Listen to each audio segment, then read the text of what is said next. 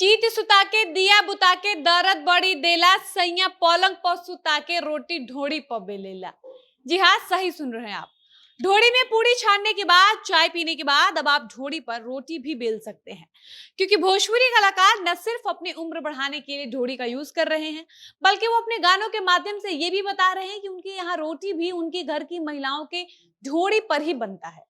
यानी वो लोग ढोड़ी पर ही आटा कूटते हैं, ढोड़ी पर ही रोटी बेलते हैं और ढोड़ी पर ही रोटी सेक भी लेते हैं। अब ढोड़ी पर बनाई गई रोटी का टेस्ट कैसा होता होगा, ये तो वही लोग जानते होंगे जो ढोड़ी वाली रोटी खाते होंगे। लेकिन हम आपको ये बताने आए हैं कि चंद पैसे और व्यूज के लालच में ढोड़ी पर बनाए जाने वाले गानों का हमारे समाज पर कितना गंदा असर हो रहा है। लेकिन उससे पहले नमस्कार, मेरा नाम है डॉली पांडे, मेरे साथ कैमरामैन विशाल और आप देख रहे हैं जनता जंक्शन।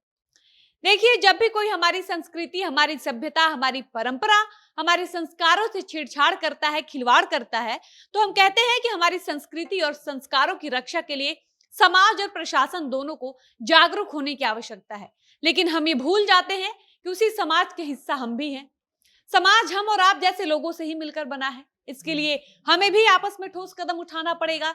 एक तरफ हम अश्लील गानों का विरोध करेंगे, दूसरी तरफ हम इन्हीं भद्दे गानों पर रील बनाएंगे, ऐसे गानों पर डांस करेंगे, अश्लील गानों पर बन रहे रील को छुप छुप कर देखेंगे। तो आप कितना भी प्रयास कर लीजिए, हम कभी भोजपुरी से अश्लीलता नहीं मिटा पाएंगे। ये सच है कि भोजपुरी वाले ढोड़ी को जिस प्रकार से कंटेंट समझ लिए हैं और ढोड़ी पर जो भी गंदे गंदे गाने ला रहे हैं, वो सब देखकर सुनकर लगता है कि अश्लील द्विअर्थीय गीतों से तो लाज को भी लाज आता होगा। पैसे के लालच में रोड छाप और फुटपथिया दो कौड़ी के गायक ऐसे गाने ला रहे हैं, लेकिन इनको इस बात का जरा भी अंदाजा नहीं है कि इनके थर्ड क्लास गीतों से टीनेजर बच्चे मानसिक विकृतियों के कितने गंदे तरीके से शिकार होते जा रहे हैं। इतना ही नहीं, खासकर पूजा पंडालों में माँ के सामने और विसर्जन के वक्त ऐसे गानों पर जो डांस किया जा रहा है, उसको देखने के बाद तो किसी का भी सर शर्म से झुक जाए। और जानते हैं सबसे ज्यादा तकलीफ कब होती है? सबसे ज्यादा तकलीफ तब होती है जब महिलाएं और छोटी बच्चियां आपस में ये बात करती हैं कि बाहर मूर्ति विसर्जन होने वाला है, सड़क पर नहीं जाना है। मतलब गाना लिखे कोई और, गाना गाए कोई और, गाने से पैसा कमाए कोई और, आईफोन खरीदे कोई और, फॉर्च्यूनर खरीदे कोई और, अपना चेहरा चमकाने वाला कोई और, ढोड़ी के साथ घिनौनी हरकत करे कोई और, लेकिन भुगतेंगी हमारे समाज की महिलाएं, स्कूल कॉलेज में पढ़ने वाली छोटी बच्चियां, जिनका इन गानों से कोई लेना देना ही नहीं रहता है। इसलिए सिर्फ दोषारोपण करने से या ढोड़ी पर गाना गाने वाले गायकों का इंटरव्यू लेकर अपना व्यूज बढ़ाने से कुछ नहीं होगा। बहुत सारे क्रांतिकारी परिवर्तन हमारे समाज ने किए हैं और ढोड़ी जैसे अंगों पर गाना बनाना ये हमारे समाज की बहुत बड़ी विकृति है। इसलिए अब इस विकृति पर कोई ठोस रणनीति के तहत काम करने की आवश्यकता है, क्योंकि अभिव्यक्ति और स्वतंत्रता के नाम पर संस्कृति और हमारी भोजपुरी भाषा पर कुठाराघात करने की छूट किसी को नहीं मिलनी चाहिए। और अगर सच में आप चाहते हैं कि भोजपुरी से अश्लीलता हटे, तो मेरे समझ से इन थर्ड क्लास के डबल मीनिंग गानों को सार्वजनिक रूप से बजाने पर रोक लगाना चाहिए।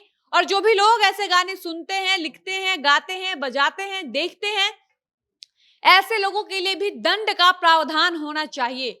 क्योंकि भोजपुरी सिनेमा जगत गानों को लेकर जितनी मशहूर है, अपनी फिल्मों के लिए जितनी जानी जाती है, उतनी ही ये इंडस्ट्री अश्लीलता के लिए भी जानी जाती है।